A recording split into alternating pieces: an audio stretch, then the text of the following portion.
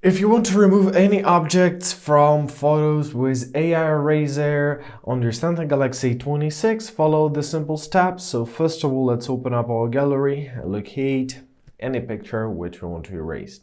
Now, tap on this pencil icon at the bottom. Now tap on those four dots and press Object Eraser. Give your phone a couple seconds to load everything up.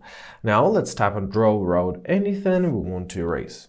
For example, we want to erase this little flower and press erase. Great. Sometimes it will not work perfectly from the first time, so let's start it over again.